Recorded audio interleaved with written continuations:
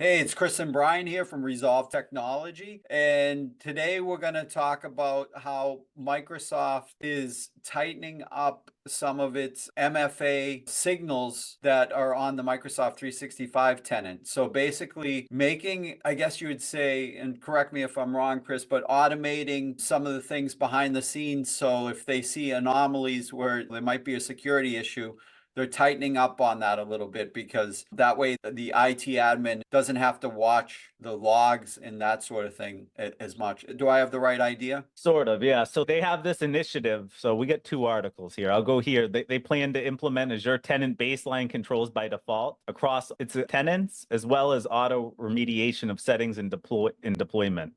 Use standard identity library, move identity signing keys. That's a little more in depth. We could do later. Reduce 50% of the time it takes the company to migrate or to mitigate cloud vulnerabilities.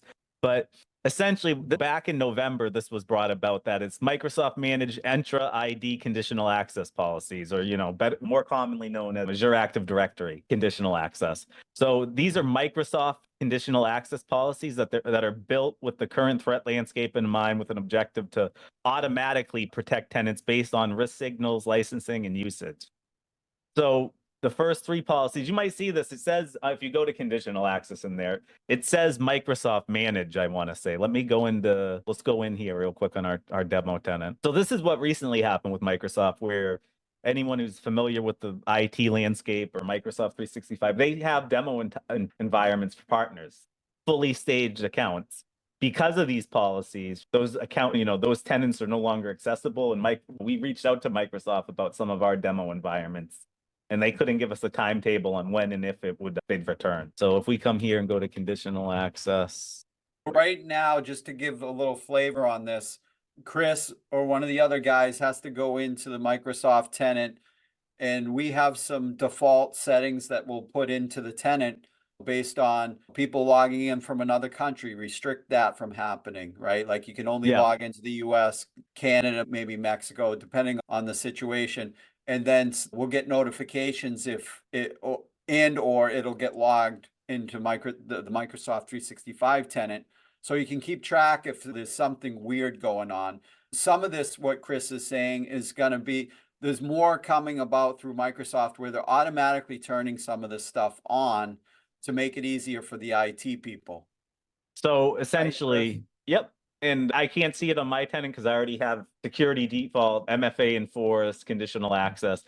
But so you would see Microsoft managed in like quotes or brackets in front of the policy. So they're like the first three that they're for are MFA related. So for admin signing into the Microsoft admin portal, so Azure or Entra, whatever you want to call it, Microsoft 365 and Exchange. For per user MFA users accessing all cloud apps, for high risk sign-ins by all users, but this policy is only available to people that have a Microsoft Entra ID Premium Plan 2 Okay, license. so that's a key point right there, Chris, because when you get into the licensing side, some of our clients have the P1 license, some have the P2 Yep. license. But basically, depending on which one you pick, it's a little bit more money for one versus the other. And with paying a little bit extra, you get more features available to you. So So when you're evaluating your tenant with your IT people, if this comes up, this is just going to make your security stronger the more you spend in this area, right?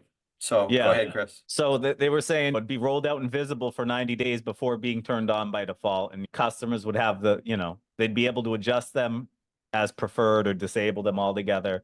Another thing that ties into this, which we're starting to see, is pushing people towards the Microsoft 365 app with the what is it, the MFA fatigue attacks, where they keep trying to get someone to approve. Now that Microsoft Authenticator app, which we have done videos on, gives you a 2-digit code on the screen when you sign in, and then your app, it goes, you got a request, and instead of just approving, you get a pop-up, and it asks you three options, or it'll just ask you to put in the number that's showing on the screen to prevent that just approve.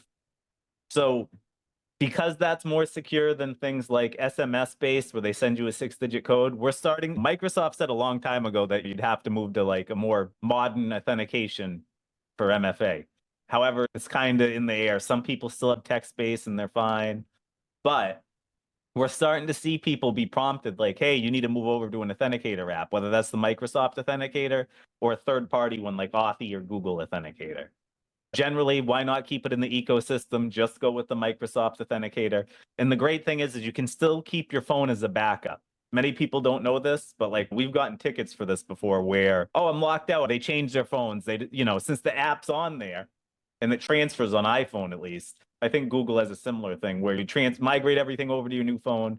It brings over the app, but that token is invalidated.